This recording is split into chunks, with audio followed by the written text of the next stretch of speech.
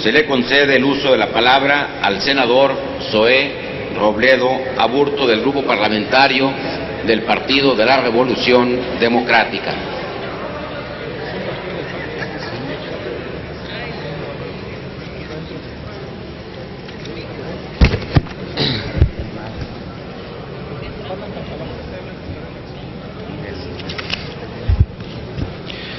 Damos vueltas en el vientre animal, en el vientre mineral, en el vientre temporal, encontrar la salida, el poema. Octavio Paz, Libertad bajo palabra.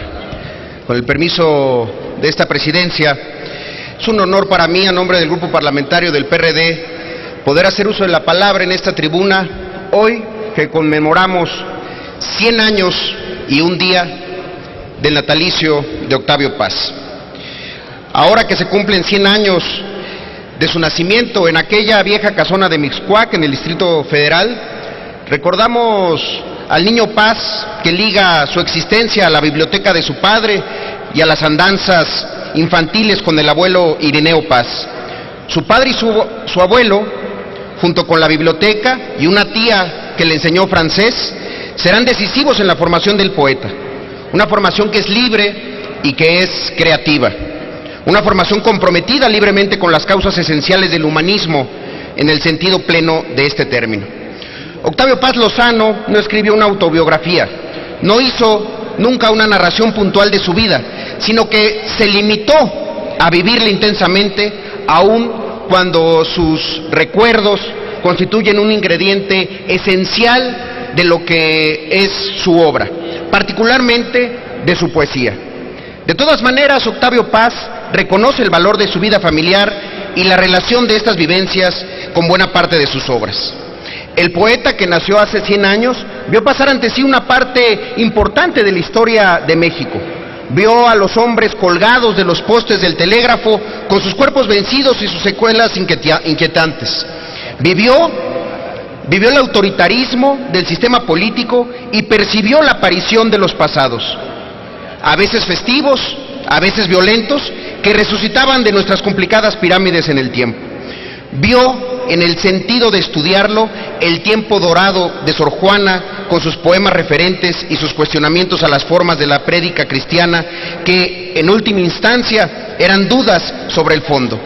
Percibió también la poesía del Valle de México y del Valle prehispánico, y se sumergió en las duras piedras de las pirámides, tanto en el centro del país como en el entorno mayense.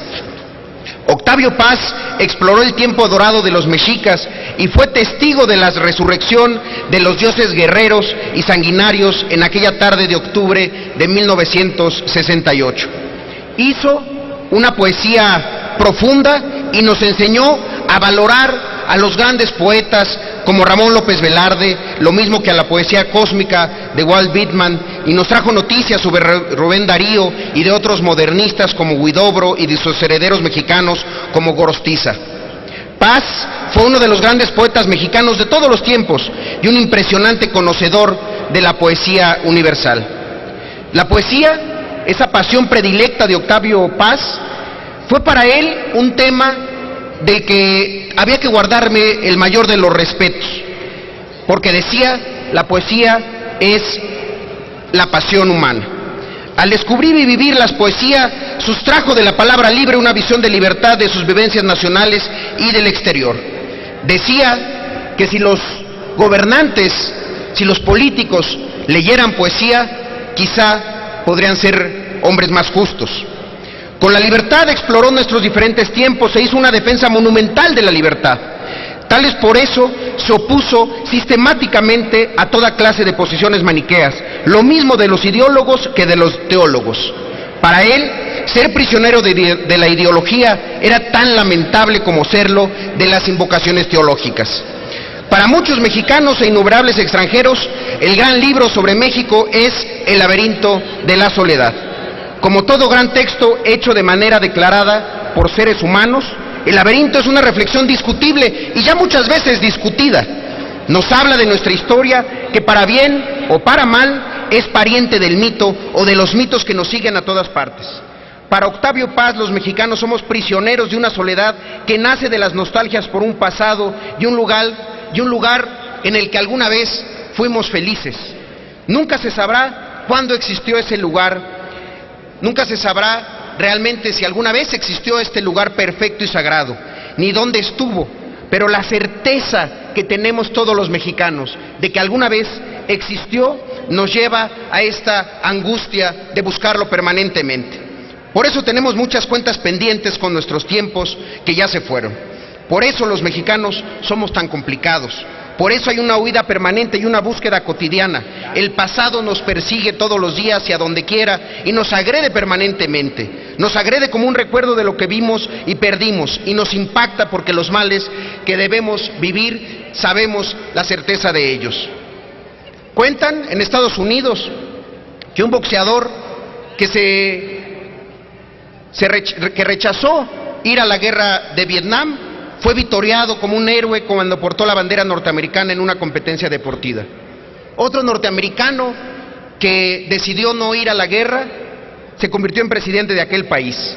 En México, tales eventos serían no solamente difíciles, sino imposibles, porque nuestro pasado pesa mucho. Todavía hay pleitos hoy entre los seguidores de la Malinche y los del impoluto Ere Cuauhtémoc. Todavía hoy hay violencias entre los seguidores de Vicente Guerrero y de Agustín de Iturbide. Por eso, Octavio Paz nos llama a revisar nuestro pasado y a reconciliarnos con él. Para reconciliarnos con él, debemos primero conocerlo y sentir con toda libertad que el pasado ya pasó y no volverá a agredirnos. Por eso se necesita filosofar sobre nuestra historia y filosofar significa llenar a nuestra historia de todas las preguntas pertinentes. Octavio Paz nos dejó físicamente hace poco más de una década y dejó un vacío que solamente puede cubrirse con el conocimiento de su obra. Como poeta, fue el gran poeta. Como intelectual, crecerá en la medida que más se le conozca. Por eso, hoy, desde el Senado de la República, decimos que viva en paz Octavio Paz. Muchas gracias. Gracias, senador Zoé Robledo Aburto.